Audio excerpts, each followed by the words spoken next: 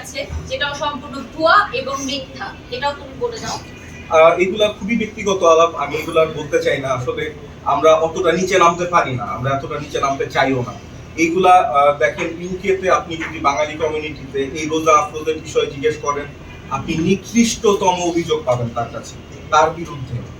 আমার কাছে অনেক স্ক্রিনশট আছে, আমি সেগুলো দেখাতে চাই না। উনি একজন নারী, আমি সেই সম্মানটুকু রাখতে চাই। কিন্তু এর পরবর্তীতে ওনারা যদি আমাদেরকে আবারও হেয় প্রতিপন্ন করার চেষ্টা করে, ওনাদের ব্যক্তিগত স্ক্রিনশট আমরা প্রকাশ করতে বাধ্য হব, যেগুলো অলরেডি আমাদের হাতে আছে। একজন নারীর সম্মানার্থে, আমি তার বৈবাহিক জীবনের সম্মানার্থে আমি সেগুলো প্রকাশ করছি না। আপনারা এখন বুঝে নিতে বাংলাদেশে কি শুধু হককে নিয়ে কেন এত আলোচনা? খুব সহজভাবে বললে বলতেন হয়তো আমরা অহংকার করছি। বাংলাদেশে দুইজন অপ্রতিরোধ, সিনেমা থেকে সাকিব খান, ব্র্যান্ড প্রমোশন থেকে বারিশা হক। আপনি ভাইরাল হইতে হবে, আপনি বারিশা হককে নিয়ে বলবেন। আর সিনেমাতে আপনি কাজ করেন, আপনার ভাইরাল হইতে হবে, সাকিব খানকে দুইটা গালি দিবেন, আপনাকে সারা বাংলাদেশ চিনে যাবে। এটাই তো চলছে। আপনি কি এখন কাউকে ইউজ করলেন ভাইরাল হওয়ার জন্য? আমরা তো কখনো ভাইরাল হতে চাই না। হকের হাজবেন্ড বলে আপনিও ভাইরাল, বিষয়টা কি সত্য? এইটা অবশ্যই সত্য, কারণ আমি একজন বিজ্ঞাপন নির্মাতা এবং ব্যবসায়ী। আমি ক্যামেরার সামনে আসতে চাই না, কিন্তু আমার ওয়াইফ ব্র্যান্ড প্রমোশন করে এবং মডেলিং করে। সেই হিসেবে কিছু কিছু জায়গাতে আমি যুক্ত থাকি, মানুষ আমাকে দেখে, এই জন্য হয়তো মানুষ আমাকে চেনে। আমি আরেকটা ছোট্ট জিনিস শেয়ার করতে গেছি, এবং আপনারা আমার মুখ থেকে একটু অশালীন ভাষা বা গালি দেখেছেন, আমি এটা আপনাদের কাছে জানতে চাই। এত বড় ট্রমার মধ্যে দিয়ে আমি গেছি বিগত 2 থেকে 3 দিন, তারপরও আমি আমার প্রফেশনাল লাইফ গুলো করে গেছি, আমি সেগুলো বন্ধ করিনি। কোম্পানির ক্ষয়ক্ষতির কথা চিন্তা করে, যেহেতু সামনে ঈদ, আমাদের রোজা শুরু হয়ে যাবে, তো কোম্পানিগুলো অনেক ব্যস্ত এখন প্রমোশনাল কাজে। আমি এই কাজগুলো বন্ধ করিনি, আমি মানসিক ট্রমা থাকা অবস্থাতেও আমি এই কাজগুলো কন্টিনিউ করে যাচ্ছি। আমার একটি ছোট বাচ্চা আছে, আমার মানসিক স্বাস্থ্য ভালো থাকা খুবই গুরুত্বপূর্ণ আমার ছোট বাচ্চার জন্য। সেই ট্রমার মধ্যে থেকেও আমি আমার কাজগুলো কন্টিনিউ বেসিসে করে গেছি, এবং আমার মুখ থেকে আপনি উক্ত নারী উদ্যোক্তা বা অভিযোগকারী বা যার নামেই হোক, যারা কমেন্টও করেছে আমাকে, তাদের প্রতি উত্তরও আমার মুখ থেকে আপনারা একটা অশালীন ভাষা বা একটা গালি কি শুনেছেন? এটা আপনাদের আমি যদি একটু জানাই, তার সাথে কোনো ব্যক্তিগত আক্রোশ নেই, এবং ওনার কোম্পানিতে আমি একবার বা দুবার হয়তো প্রমোশনাল কাজের জন্য গেছিলাম, সেটা অনেক বছর আগের ঘটনা।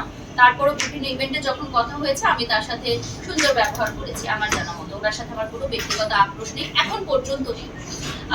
আমি এটা গোপন সূত্রে জানতে পেরেছি যে ষড়যন্ত্রর একটি দল বা একটি চক্র, যারা আমার এই সুনাম বা ক্যারিয়ার ধ্বংস করার জন্য তাকে লিডার হিসেবে ব্যবহার করছে। এবং ওনার যেই ব্র্যান্ড রয়েছে, সেই সকল রাইভাল ব্র্যান্ডের সাথে আমি অ্যাজ আ ব্র্যান্ড অ্যাম্বাসেডর কাজ করছি। তো আমাকে যদি দমানো সম্ভব হয়, তাহলে শুধুমাত্র বাংলাদেশে একাই হয়তো কেউ রাজত্ব করতে চাচ্ছে, সোশ্যাল মিডিয়াতে একাই উনি রাজত্ব করতে চাচ্ছে, কিন্তু এটা তো কখনো সম্ভব না। আমরা সবাই মিলে কাজ করব, আমরা এক বা একাধিক ব্র্যান্ডের সাথে কাজ করব, এক বা একাধিক ব্র্যান্ড ব্যবসা করবে, এটাই হওয়া উচিত। এবং আরো একটি কথা আমি পরিষ্কার করতে চাই, বিভিন্ন জায়গায় এসে উনি এগুলো এস্টাবলিশ করার চেষ্টা করছেন যে আমি অহংকারী, আমি মানুষের সাথে খারাপ আচরণ করি। আমি 16 বছরের মিডিয়া ইন্ডাস্ট্রির ক্যারিয়ারে আমার যত সাংবাদিক ভাই বোনেরা এখন সামনে বসে আছেন, আমার সাথে যারা কাজ করছেন, এত বড় ব্র্যান্ডের মালিকরা, আমি যদি এতই খারাপ ব্যবহার করতাম, আমি যদি এতই অহংকার করতাম, তাহলে আমি এই জায়গায় বসে থাকতে পারতাম না, বড় ব্র্যান্ডের সাথে কাজ করতে পারতাম না, বাংলাদেশের প্রতিষ্ঠিত স্বনামধন্য ব্র্যান্ডের ব্র্যান্ড অ্যাম্বাসেডর হতে পারতাম না। এগুলো ইচ্ছাকৃতভাবে, উদ্দেশ্য প্রণোদিতভাবে আমার অডিয়েন্সের কাছে এই মেসেজটা বারবার পৌঁছানো হচ্ছে যে আমি অহংকার করি, আমি সবার সাথে রুড বিহেভ করি, যাতে আমার অসংখ্য যারা ভক্ত শ্রোতা আছেন দেশে ও বিদেশে, তারা যাতে আমার প্রতি বিরূপ মনোভাব সৃষ্টি করেন। আপু যদি এর সাথে কিছু করতে চাই, উনি একজন উদ্যোক্তা, আমি একজন ব্র্যান্ড প্রমোটার, আমার আর ওনার সেক্টর ভিন্ন, কিন্তু আমাকে কেন উনি বারবার হেয় করার চেষ্টা করছেন, এবং আমাকে কেন উনি বারবার দমানোর চেষ্টা করছেন, এবং এক বা একাধিকবার আমাকে অশালীন ভাষা ব্যবহার করা হয়েছে, অশালীন অঙ্গভঙ্গি করা হয়েছে, স্টাফদেরকেও এইসব অশালীন অঙ্গভঙ্গিতে যুক্ত করা হয়েছে, যেটা খুবই লজ্জাজনক। এবং উনি এরকমও আমাকে অপবাদ দিচ্ছেন যে আমি ফ্যাসিস্ট সরকারের দোসর। এই বিষয়টা বারবার উনি আনার চেষ্টা করছেন কেন? এই বিষয়টা নিয়ে তুমি কিছু বলো।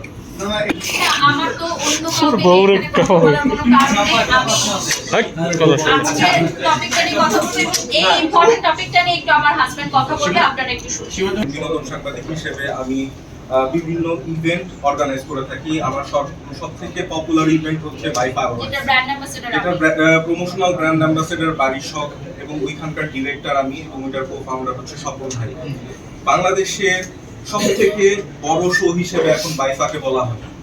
আপনারা জানেন, আপনি যখন একটা শো অর্গানাইজ করবেন, আপনার অর্থ মন্ত্রণালয়, শিল্প মন্ত্রণালয়, পুলিশ, ডিবি, যত ধরনের সরকারি দপ্তর আছে আপনার ধর্ণা দিতে হবে পারমিশনের জন্য।